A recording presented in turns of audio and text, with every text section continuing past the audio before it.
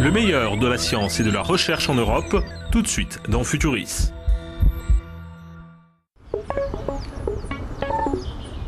Nord-est des Pays-Bas, le paysage est futuriste.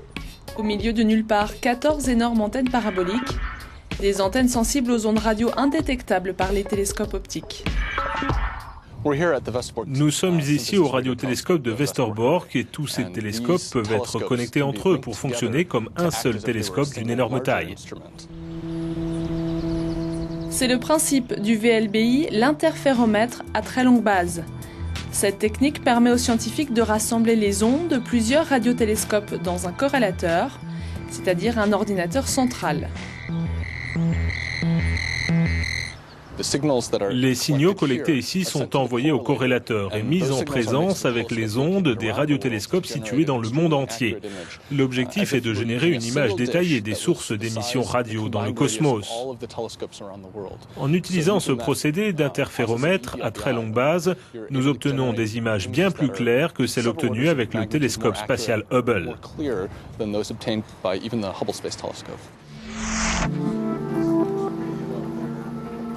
Dans la salle de contrôle, chaque donnée astronomique de chaque télescope est enregistrée sur cassette ou dans le disque dur, puis envoyée dans le processeur. La résolution d'une image radio produite par un seul télescope n'est généralement pas très élevée. Conséquence, certains corps célestes peuvent se révéler indétectables. D'où l'utilité de l'interférométrie. En pointant plusieurs radiotélescopes sur le même objet, les scientifiques vont superposer et amplifier leurs signaux.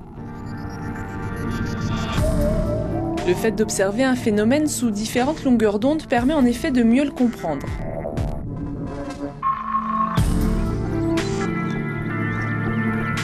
Le traitement des données nécessite dans ce cas un super ordinateur, comme celui du Jive à 20 km de Westerbork, toujours aux Pays-Bas. Il y a encore peu de temps, toutes les données arrivaient ici, un passage obligé, souvent synonyme de délai et de retard. Il y a parfois 11, parfois 8, parfois 16 télescopes qui fonctionnent en même temps. Et parfois on travaille même avec des télescopes basés sur d'autres continents. Conséquence, pour éviter de perdre du temps, les télescopes du monde entier sont désormais reliés au corrélateur du Jive par des câbles à fibre optique. En ce moment, nous travaillons à connecter entre eux tous les radiotélescopes en temps réel. Avant, cela prenait des semaines avant que les données n'arrivent ici, et encore des semaines avant que les scientifiques puissent avoir accès à ces données. Avec l'interféromètre électronique, les chercheurs peuvent avoir accès à l'image de leur source dès le lendemain.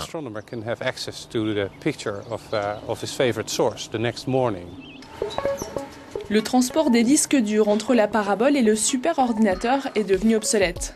Toutes les données transitent désormais par les fibres optiques et par l'Internet à très haut débit.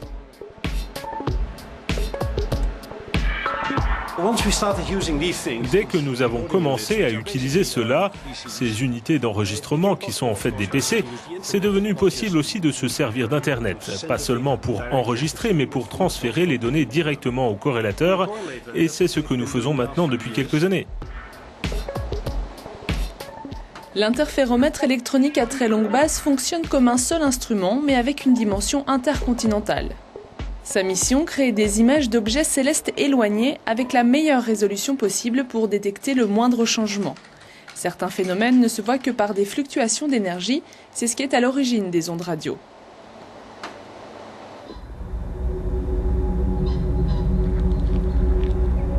Un des radiotélescopes reliés au corrélateur du Jive est cette parabole de 76 mètres. Il s'agit du radiotélescope Lovell, installé depuis 51 ans au cœur de l'observatoire de Jodrell-Bank, près de Manchester. Malgré son âge, il continue de jouer un rôle très important dans les observations scientifiques internationales.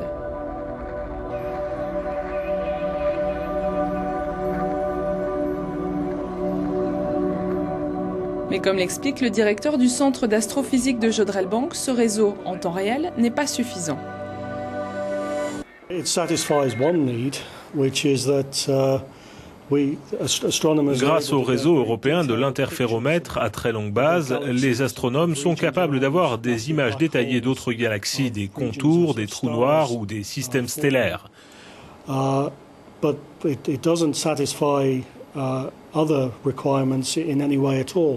Mais ce n'est pas assez. Ce dont nous avons besoin, c'est d'une sensibilité massive.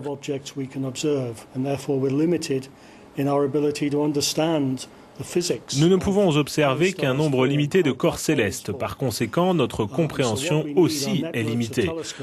Donc nous avons besoin de réseaux de télescopes plus vastes. C'est l'une des raisons du développement du SCA.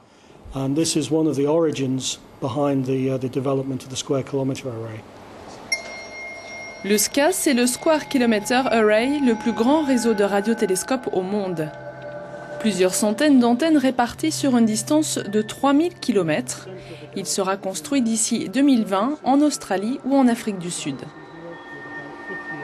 Le Square Kilometre Array va bénéficier d'une surface de collecte 100 fois supérieure à la parabole qu'on a vue à l'extérieur.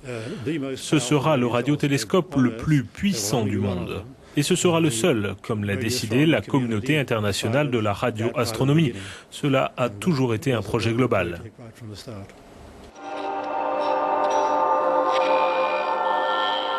Ce que vous voyez dans cette animation, c'est le premier gros plan des antennes de 15 mètres qui sont concentrées dans une zone centrale de 5 km de diamètre. C'est ce que vous voyez quand vous êtes à bord du véhicule.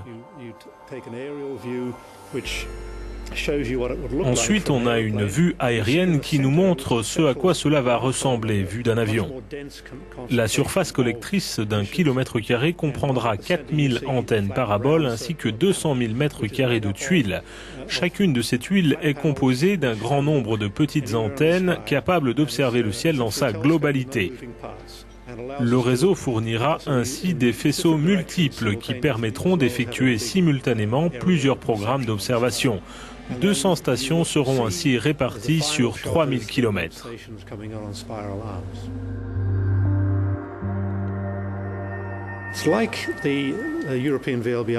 C'est comme pour l'interféromètre européen. Plus les stations sont loin, plus on verra de détails parce qu'on crée un radiotélescope virtuel aussi grand que la distance entre les antennes. Et parfois, elles sont à 3 ou 4000 km l'une de l'autre, alors on obtient plus de détails.